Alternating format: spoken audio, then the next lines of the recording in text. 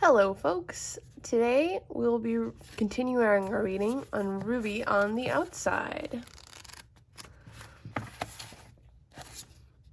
All right. We left right here on this page, and we're going to start from the top right up here. Let's write a story together, Margaret says, and draws pictures to go with it. Okay, I like that idea. I've never written a story with someone else before, but it sounds like fun. I pull out one of the spiral notebooks. Margaret does the same. I'll start drawing first, and you start writing, and then we'll switch, she says. I look down at the blank pages, tiny blue lines inviting me to touch my perfectly sharpened pencil right down between them, and see what story is left behind. What do I write about? Anything you want, Margaret tells me. So what should I draw? Let me think about it. I'm sure it's raining in Bedford Hills too, and that thought comes into my head, but I know if my mother is in her cell, she can't see it. I wonder if she can hear it. I wonder if there are other ways to know if it's raining. Can she hear it? Do the COs come into work and talk about the weather? What is it like not to see the sky when you wake up in the morning? The bright, beautiful sun or the dark, stormy clouds?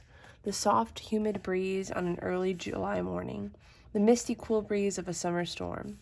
It's just so sad. So I blurt out, manatees? Geez, that was stupid. But I need something to fill my head. Perfect, Margaret says. Did you know that they think maybe early explorers, like even Columbus, thought that the manatees were mermaids swimming in the ocean? Mermaids? Exactly, Margaret says. So I say, I'll write a mermaid story. And I'll draw a mermaid and I'll throw in some manatees.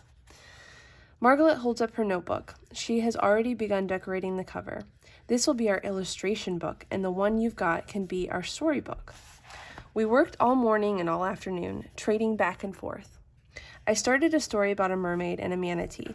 Then I passed it on to Margaret, and she wrote a little bit more while I drew a picture to go with a part I had just written. I didn't think too much about it. It is pretty much like playing house or playing dolls, only instead of setting up toys, I just wrote down what I imagined everyone in the story was doing and what they were saying. We worked on our story and illustrations all the way through lunch. Eating while we work. And just like that, the time goes by. It's 3 o'clock and the sun comes bursting out.